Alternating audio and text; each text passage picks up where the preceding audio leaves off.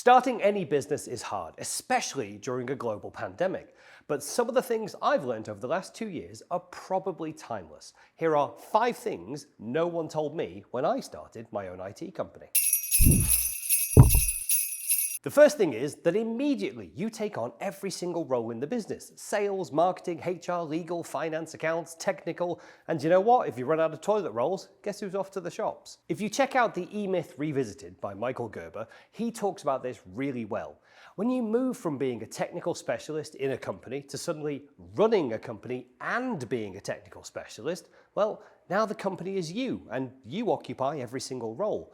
You need to define products, find suppliers, find customers. What about staff? When do they start? Do you need offices, a workshop? It's a lot. And when you head out into it, it all sits on your shoulders.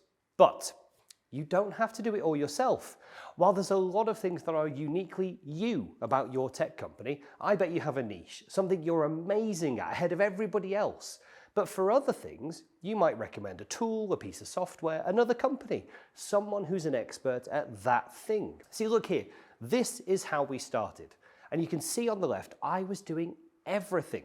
And even when we brought staff into the team, I would still sit in all of these seats. And it's absolutely mind-bending. You cannot do it all. And if you think you can, you shouldn't.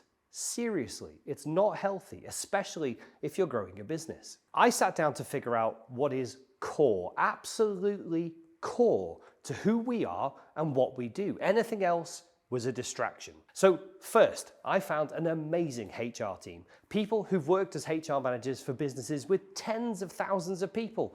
They brought every single contract, legal term, policy, everything I needed for us to employ people in the business, and at a fraction of the cost of hiring a single person. Next, we went on to outsource bookkeeping. Sure, I can work zero as much as the next guy, but my bookkeeper does it better and faster than I ever could, and gets all the tax right. We even outsource our level 1 and level 2 service desk, which might sound crazy to some IT companies, but help desk isn't core to our business. And honestly, we couldn't run a 24/7, 5-person service desk better than our partner does.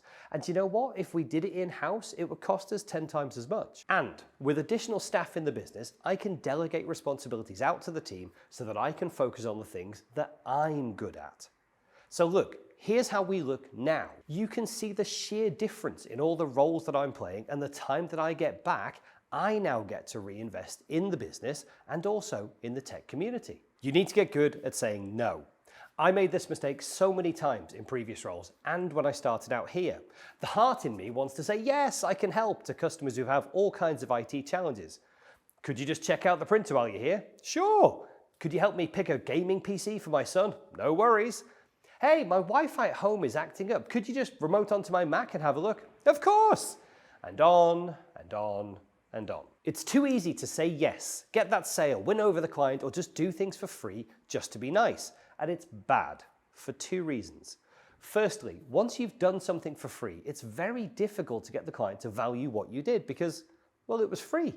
But more importantly, the next time they ask, could you just, you either have to suck it up or you're going to have a really awkward conversation. Secondly, you have a niche, a set of skills, something you're awesome at. And whilst broadly IT skills can be applied to different types of technology, you should stick to what you're good at and what you charge for.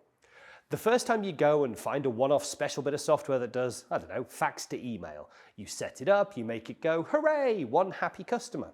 But then you never use it for anyone else again. Guess who they're calling when it breaks? It's you. And it's you personally, because your tech team doesn't know anything about it either, because it was a one-off special. Saying no is one of the most powerful lessons I've learned. Recommend a partner, team up with other IT companies, but you stick to your niche. You cannot tell your friends what you do. Because, do you know what? Either they won't understand what you do, and you'll be that guy at the cocktail party that everybody wants to avoid, or even worse, they do understand, and then they just keep rocking up with someone's laptop which isn't working. This happened to me on a couple of occasions when my wife would tell her friends to drop off their laptop and I'd have a look at it. I didn't need to go this far, but the mere suggestion that I should have one of my clients drop off their tax returns for her to do over the weekend made the point nicely. Although she is an accountant, apparently she doesn't do tax returns. It's all just accounts, isn't it? Well, I might be in IT, but I don't fix laptops. Again, the power of saying no is very important here. I prefer to explain to my friends that I run a tech company, and whenever they ask anything about computers, I'll just say, I don't know, that's what the tech team do. Simple for you and gets you out of tons of computer questions when you're trying to relax at Christmas. Finally, your first customers always see you as the IT guy. That first customer that you helped will always see you as the main techie. They'll call you when something breaks. If you pop over to their office, they'll have you on your hands and knees pulling up a Cat5 cable through the desk.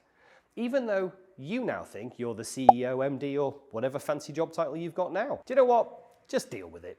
You're here because of those first customers. They are how you got your break. And do you know what? You're doing a great job if they're still clients and you've scaled the business over the last few years. But if they keep calling you, and you personally, there are a couple of things you can do. Firstly, always bounce any support type emails to someone who can help. Forward it to your support team with the customer copied in and say, hey guys, could you just take care of Joe's query for us? Secondly, do not respond instantly to calls or emails. The more you can reinforce that getting answers by contacting your support team is better, faster, more reliable, the more likely the client is to use them instead of calling you. And finally, do follow up afterwards. Hey Joe, I was at a partner meeting and I see you raised a case. The guys took care of it. How are you doing? Let's have a catch up. Now, as a bonus, one of the main things that I've learned is that you don't have to do it alone. As the owner of the business, you can struggle with, well, it's lonely at the top, or heavy is the head that wears the crown, all those sorts of things. The mental conditioning and hustle culture of not showing weakness or failure can be really challenging.